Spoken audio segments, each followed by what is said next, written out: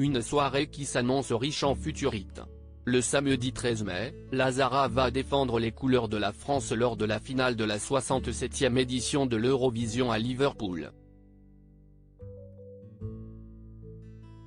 Sur la scène du M&S Bank Arena, la chanteuse québécoise interprétera son titre évidemment, coécrite avec son producteur Benny Adam. Un morceau ultra rythmé, aux sonorités pop et aux accents d'Edith Piaf qui ne cesse de tourner en boucle sur les ondes des radios.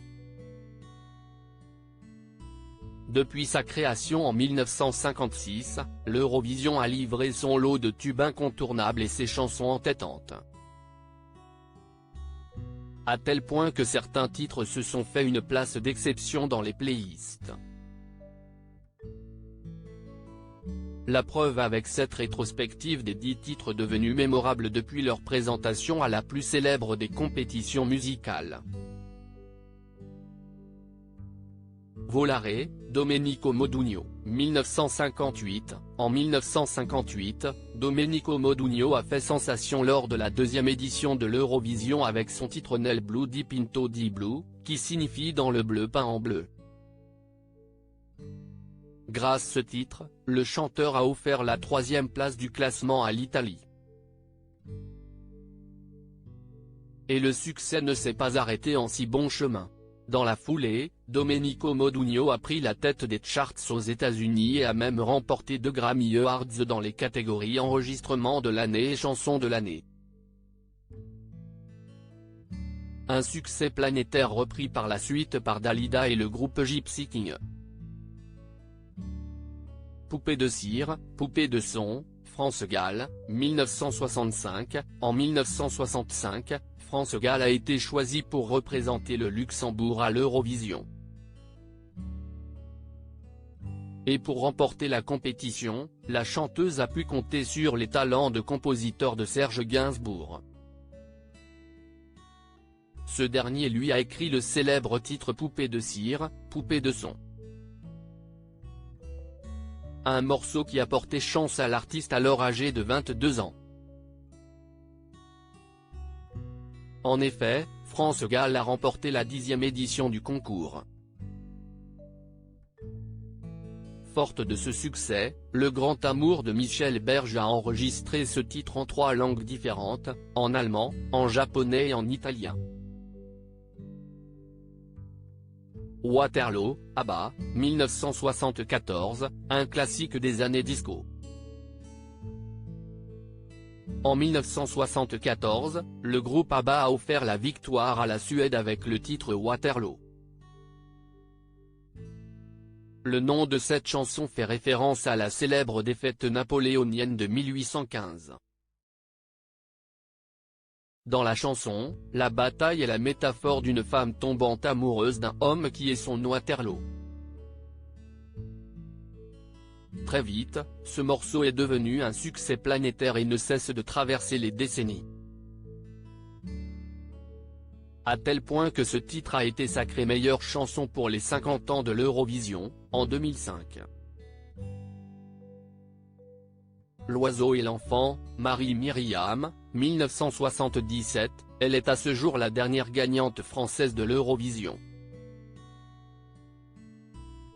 En 1977, Marie-Myriam a remporté tous les suffrages avec son titre L'oiseau et l'enfant.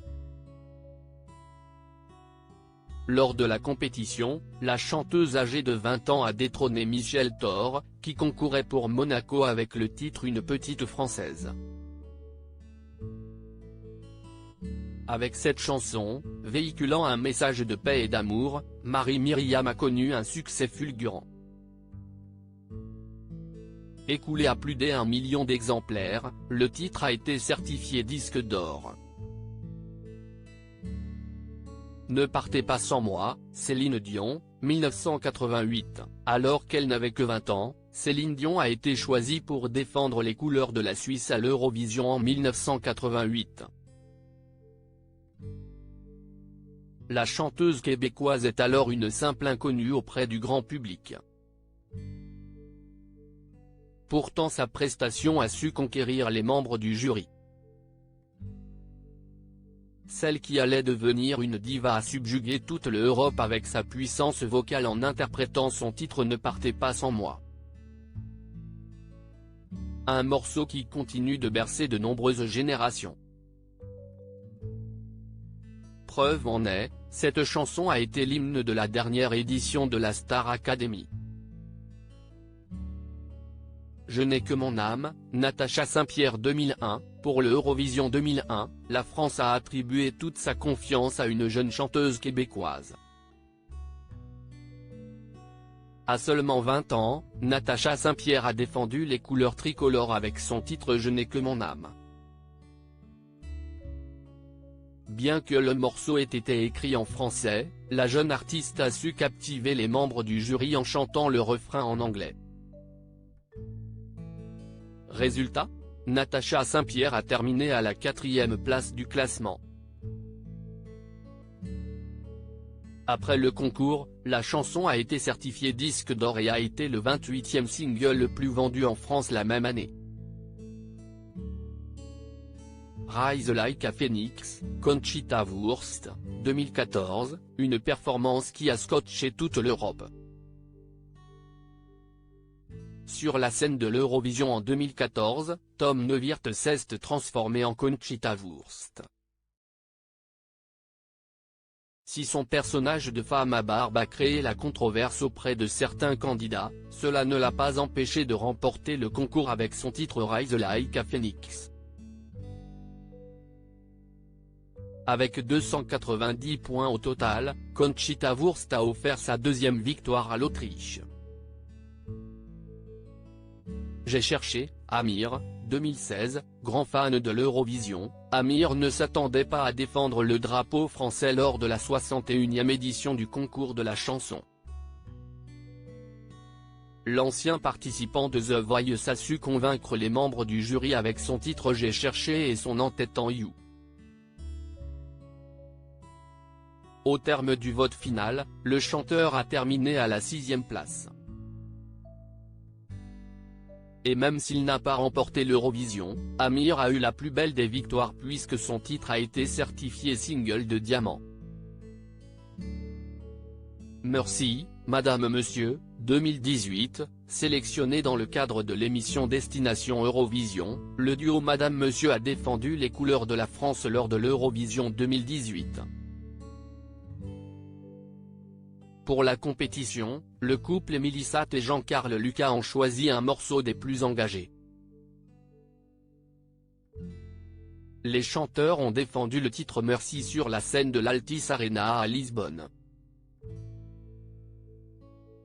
Cette chanson raconte l'histoire vraie de l'enfant d'une migrante nigériane, née en Méditerranée sur l'Acarius, un bateau qui vient en aide aux migrants. Bien qu'acclamée par le public après leur prestation, Madame Monsieur a fini 16e lors de la 63e édition du concours. Voilà, Barbara Pravi, 2021, cela faisait 30 ans que la France n'avait pas réalisé un tel exploit à l'Eurovision. En 2021, Barbara Pravi a envoûté les membres du jury du concours avec son titre poétique Voilà.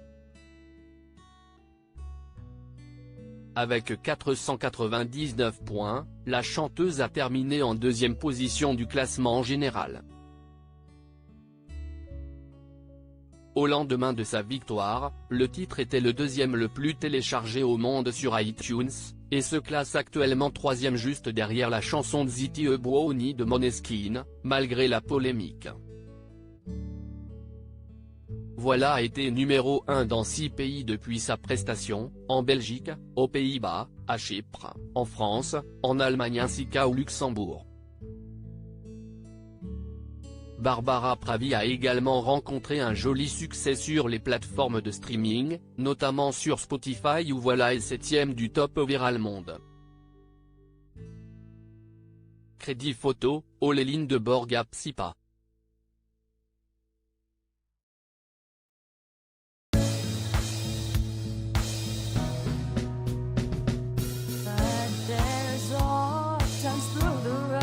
I've been